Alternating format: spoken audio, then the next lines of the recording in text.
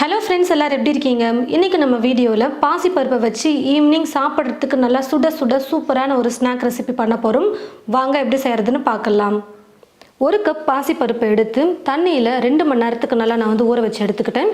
2 மணி நேரம் இல்லைனா 3 மணி நேரம் நீங்கள் ஊற வச்சுக்கோங்க. எந்த அளவுக்கு நல்லா ஊறுதோ பருப்பு நல்லா பரப்பட்டு வரும். நான் இந்த கப்பில் தான் ஒரு கப்பை எடுத்து 250 மில்லி கப்பில். நீங்கள் எந்த கப்பில் வேணால் அளந்து எடுத்துக்கோங்க. உங்கள் வீட்டில் எவ்வளோ பேர் இருக்காங்களோ அதுக்கேற்றது போல் நீங்கள் பாசிப்பருப்பு அளந்துக்கோங்க. பாசிப்பருப்பை நல்லா 2 மணி நேரத்துக்கு ஊற வச்சதுக்கப்புறமா ஒரு மிக்ஸி ஜார் எடுத்துக்கிட்டு அந்த மிக்ஸி ஜாரில் தண்ணி இல்லாமல் சேர்த்து நம்ம அரைச்சி எடுத்துக்கலாம். இப்போ நல்லா நைஸாக நான் அரைச்சி எடுத்துக்கிறேன்.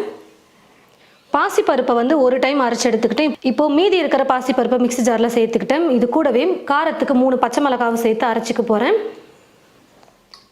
நான் பாசிப்பருப்பை கொஞ்சம் கூட தண்ணியே சேர்க்காமல் நல்லா நைஸாக நான் அரைச்சி எடுத்துக்கிட்டேன். அதுக்கே பாருங்கள் எவ்வளோ இலக்கமாக இருக்குது. அரைச்ச இந்த மாவை பார்த்தீங்கன்னா 3லிருந்து 5 நிமிஷத்துக்கு நல்லா கலந்து கொடுத்துக்கிட்டே இருக்கணும்.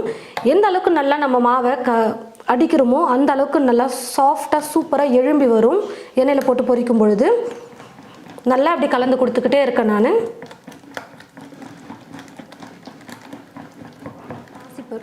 நல்லா 5 நிமிஷத்துக்கு மாவை நல்லா கலந்து கொடுத்துக்கிட்டேன். இப்போ பார்த்தீங்கன்னா எண்ணெயில் இப்படியே எடுத்து போட முடியாது. எவ்வளோ இலக்கமாக இருக்குது பாருங்கள். நான் தண்ணி கொஞ்சம் கூட சேர்க்கவே இல்லை, ஆனாலும் எவ்வளோ இலக்கமாக இருக்குது பாருங்கள். இப்போ மாவை கொஞ்சம் கெட்டியாக்கிறதுக்காக நான் அரிசி மாவை சேர்த்துக்கிறேன். இப்போ இது கூடவே தேவையான அளவுக்கு உப்பு சேர்த்து கலந்துக்க போகிறேன்.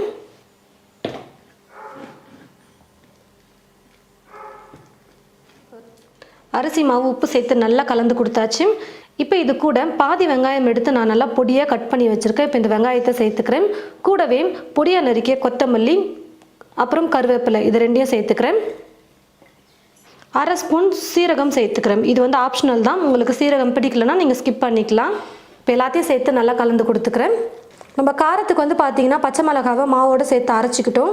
உங்களுக்கு எந்த அளவுக்கு காரம் வேணுமோ அதுக்கேற்றது போல் நீங்கள் பச்சை மிளகாவை மட்டும் கூட எக்ஸ்ட்ரா சேர்த்துக்கோங்க. கடாயில் எண்ணெய் ஊற்றி வச்சுட்டேன். எண்ணெய் பார்த்தீங்கன்னா நல்லா காஞ்சி வந்துருச்சு. கொஞ்சமாக மாவு போட்டு பாருங்கள் எண்ணெய் காஞ்சிருக்கா இல்லையான்னு தெரியும். இப்போ கொஞ்சம் கொஞ்சமாக மாவு நம்ம எண்ணெயில் போட்டு பொரிச்சிக்கலாம். உங்களுக்கு எந்த சைஸில் வேணுமோ அந்த சைஸுக்கு நீங்கள் மாவு எடுத்து போட்டுக்கோங்க. நான் இப்போ சின்ன சின்னதாக நான் மாவு போட போகிறேன்.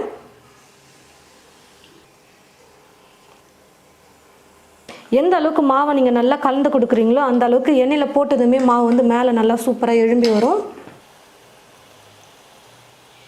அப்பப்போ கரண்டி வச்சு கலந்து கொடுத்துக்கிட்டே இருக்கலாம். அப்போ தான் எல்லா பக்கமும் நல்லா வெந்து வரும். நல்லா வெந்து மேலே கலர் நல்லா மாற வரைக்கும் நம்ம குக் பண்ணிக்கலாம்.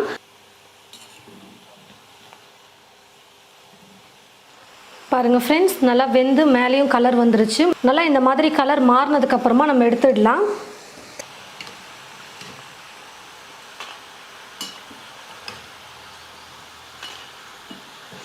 இந்த மாதிரி வடிகரண்டி யூஸ் பண்ணிக்கிட்டிங்கன்னா இருக்கிற எக்ஸ்ட்ரா எண்ணெயும் ஸ்நாக்லேருந்து நல்லா ட்ரை ஆகிட்டு வந்துடும்.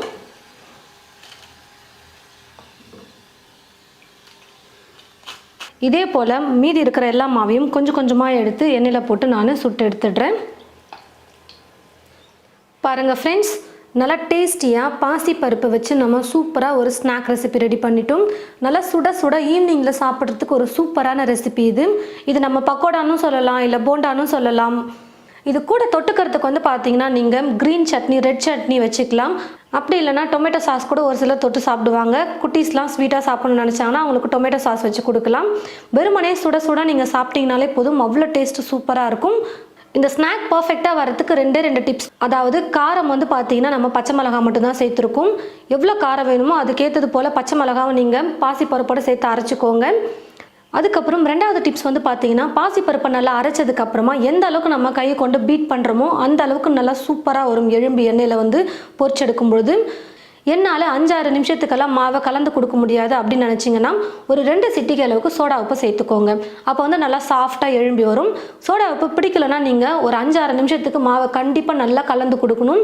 நல்லா சாஃப்டாக மாவு கலந்து கொடுக்க எண்ணெயில் பொரிச்செடுக்கும் போது அவ்வளோ சூப்பராக வரும் இந்த ஸ்நாக். இந்த 2 டிப்ஸை மட்டும் கரெக்டாக ஃபாலோ பண்ணிட்டீங்கன்னா இந்த ஸ்நாக் அவ்வளோ சூப்பராக இருக்கும். கண்டிப்பாக நீங்கள் உங்களோட வீட்டில் இது போல் பாசிப்பருப்பை வச்சு இந்த ஸ்நாக் ட்ரை பண்ணி பாருங்கள். ட்ரை பண்ணி பார்த்துட்டு எப்படி இருக்குன்னு மறக்காமல் கமெண்ட் பாக்ஸில் கமெண்ட் பண்ணுங்கள். இந்த வீடியோவை மற்றவங்களுக்கும் ஷேர் பண்ணுங்கள். தேங்க்யூ.